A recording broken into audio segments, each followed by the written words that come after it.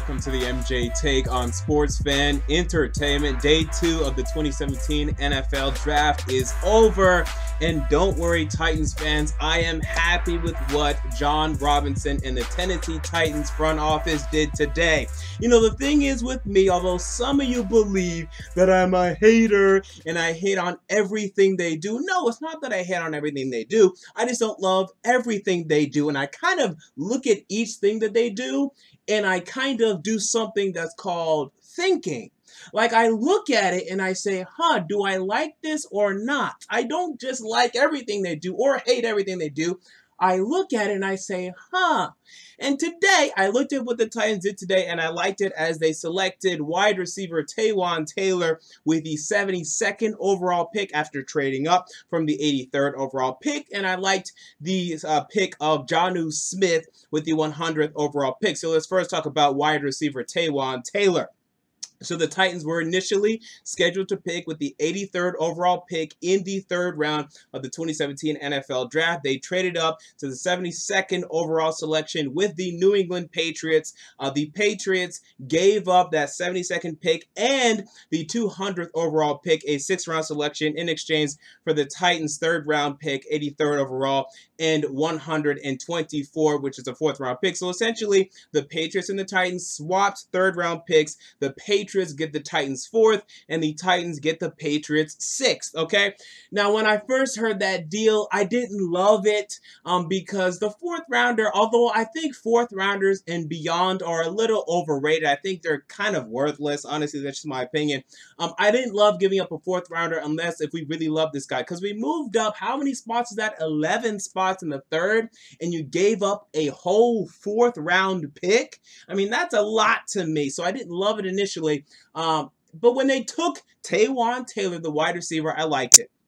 As I've been talking about on this channel, I think this Tennessee Titans team has a bigger need at wide receiver than people realize, and I wanted this team to pick up 2 wide receivers this offseason. Now, I would have preferred for one of them to have been in free agency, okay, to have picked up a Terrell Pryor and then combine him with a Corey Davis, but hey, they got Taywan Taylor and they got Corey Davis, and I'm happy with that. As you look at this football team, I understand we had Rishard Matthews and Tajay Sharp.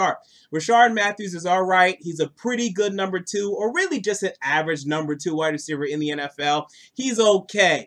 Tajay Sharp, you know, I know we liked him because he was a 5th rounder last year. He did better than all of us were expecting, but he doesn't really move the needle for me, and perhaps he's going to improve and he'll really be good this season, but now we'll have a great problem as we have Taywan Taylor and Tajay Sharp. As we all know, we need Marcus Mariota to have more weapons offensively, and now he has more weapons offensively. I've been begging this team to play to our absolute strength, and that is Marcus Mariota. You surround this man with wide receivers in abundance, you spread them out, and you throw the damn football. Okay, you can run it, right? You can have DeMarco Murray and have Derrick Henry, that's fine.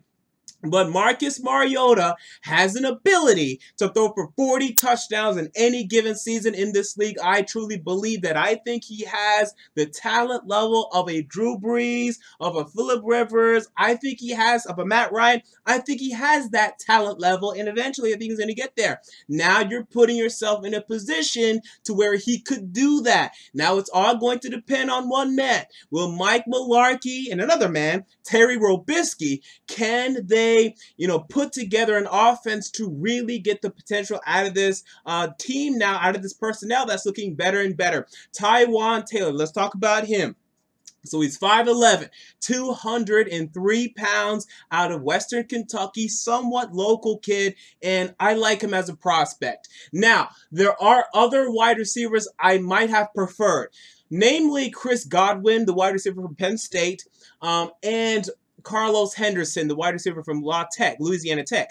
Other than that, he was going to be my next wide receiver off the board. And I understand why they took Taylor, because Taylor will probably be the slot guy. Okay, eventually, if not initially, he will be the slot guy. You look at his frame, 5'11", 203, he screams slot corner or slot wide receiver. But the thing is with him, you know, people always talk about these shorter wide receivers being slot wide receivers, and I don't really buy that. With him, I actually buy it. As I watched his film, he is a guy that when he's outside, he can definitely make an impact. But I think in the NFL, he's going to make more of an impact impact inside to me. Point of the catch, he loses a lot of battles. I saw this when he went up against Marlon Humphrey on Alabama, and also Minka Fitzpatrick at Alabama. At the point of the catch outside, he struggled coming down with these 50-50 balls, wasn't strong or physical enough. But inside, I think he's really going to find success in the NFL. He could be better than Kendall Wright ever was, and I'll be happy about that. Slot corner for the Tennessee Titans, slot wide receiver here for the Tennessee Titans, and I like the pick. And beyond round 3, I think taking wide receivers is pretty pointless. I know last year we got Tajay Sharp. You could like some other, little players that have done well, like maybe a Malcolm Mitchell or some other players. But really, after round 3, finding a wide receiver is really, really, really tough. Like we took Trey McBride a couple years ago.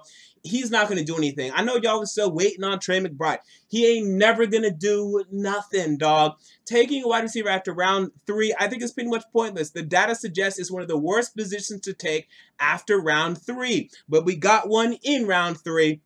We got one in round 1. Marcus Mariota has weapons now. Our wide receiver position is now locked pretty much for the next at least 3 years. Beyond that, we really don't know anything. Rashard Matthews could be done at that point, or Taywan Taylor could prove to be a bust, or Corey Davis could prove to be a bust, and then from there we'll have to reevaluate things. But for the next 2 years, let's say for the next 2 years, our wide receiver position is set. Okay, yay.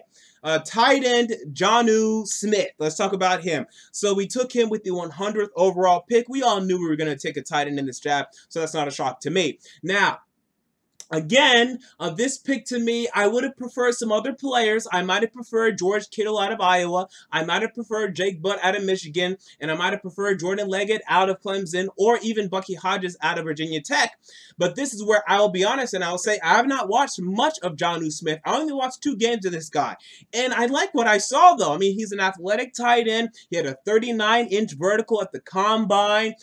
He has some similar traits to Delanie Walker, who NFL.com compared him to, and I liked what I saw from him at the combine. Again, he was a guy that showed his athleticism, showed a pretty nice ability to catch some football, but he had some drops throughout his collegiate career as well. And same goes for Taywan Taylor, by the way, and Corey Davis. So as you look for this 2017 season and maybe even beyond, look out for some drops from these guys. They're not the most sound hands catchers.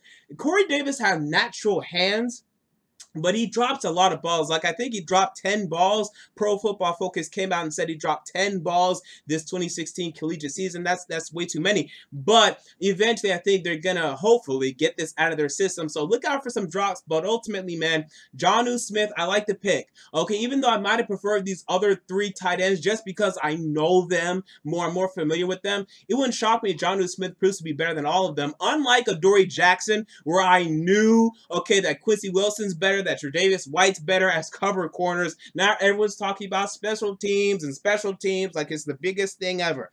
Now, unlike that situation, I know that Jonnu Smith, he compares well relative to those other guys I might have taken. And I can see the reason why you would take Jonnu Smith over these other tight ends as opposed to taking Adoree Jackson over those other cover corners. But anyway, we're not here to talk about Adoree Jackson. We all disagree on Adoree Jackson. As for these picks, man, I actually give them both the same grade. I give them both a B+. The reason I only give the Taywan Taylor pick a B+ is because I still don't love giving up the 4th rounder for him. Especially now that I look in the 4th round and there's a bunch of nose tackles that I really like that are available, like Elijah Qualls, Steve Tuikolo-Vatu, I think that's how you pronounce his name, and Jaleel Johnson that I'm really interested in. So I don't love giving up the 4th rounder to move up 11 spots in the 3rd round. To me, that's a little too much. But other than that, I like the pick, so I give that pick a B+. And then as for the Jonnu Smith pick, I give it a B+ because I still might have preferred those other guys, but I can see why they took them, and I think it's ultimately going to be a good tight end. And I really like the fact that instead of a guy like Jake Butt, he will play initially, so I like that aspect. And Delanie Walker could mold him to where he could be better than all those guys and maybe even be one of the best tight ends out of this very talented tight end draft class. Very athletic tight end again. Ran a 4.68 40-yard dash at the combine, 39-inch vertical. He has a lot of potential. Let's see if we can mold that potential. I think we can. I think it will. Marcus Mariota now has weapons around him, man. Has 2 wide receivers and a tight end is taken by the Tennessee Titans. Titans in this 2017 NFL Draft. Both these picks get a B+ for me, and overall a B+ day for John Robinson. It's close to an A-. Okay, it's close to an A-, but I think it's a B+ day. After yesterday, I would give that day about a B. So I thought it was better than yesterday, and I feel a lot better for some reason because, again, I'm not the biggest Adoree Jackson fan. Although now, right, I will support the hell out of him because I want him to do well. I want him to be the next great cornerback. Please, dear God, be Deion Sanders, please. I'm just not sure if he will be. But with that said, day 3, what are we going to do? We have to go all defense. Every single pick defense to me, unless if they really like a guard. You know, if you really, really like a guard, then take a guard. But I don't want to, we could take a running back too, but I don't want to take a running back. I know we could use a receiving back, but I think, hey, you double dipped a wide receiver, you got a tight end, great. Just go defense, man. Let's see if we can just hit on one of these guys, because we're not going to hit on 3 of these defensive players that we're about to take, or 3 of these draft picks we're about to take in the day 3. You know, it's not going to do it. We have 4 picks, I believe, right? We have 1 in the 5th round, 2 in the 6th round, and 1 in the 7th. We'll be lucky if we hit on 1. I want to go defense, defense, defense. I want to go nose tackle, inside linebacker, outside linebacker, and another cornerback, just in case Adoree Jackson does not pan out. I'm looking at Corn Elder out of Miami, and some other guys at cornerback. At nose tackle, Elijah Qualls, Jaleel Johnson, and Steve Tuikolo Vato. I can't remember his name. It's such a long last name this guy has, but I really like him out of USC. Outside linebackers, anybody, I really don't care. Inside linebackers, anybody, I really don't care. But I'm looking at Anthony Walker Jr. out of Northwestern. Also, I don't think this guy out of Lindenwood has been taken. Connor Harris, look out for him. I mocked him to the Titans a while back. Maybe they actually make that dream come true. So with that said, man, I think it was a good day. Good day, too, for the Tennessee Titans. What are your thoughts on this day, too, for the Tennessee Titans as they pick up 2 more weapons for Marcus Mariota in the form of tight end Jonnu Smith and wide receiver Taywan Taylor? What are your thoughts? Comment down below. I want to know. If you enjoyed the video, make sure to like, comment, and most importantly, to subscribe. And until next time, this has been the MJ Take on Sports Fan Entertainment. And I'm out. Peace.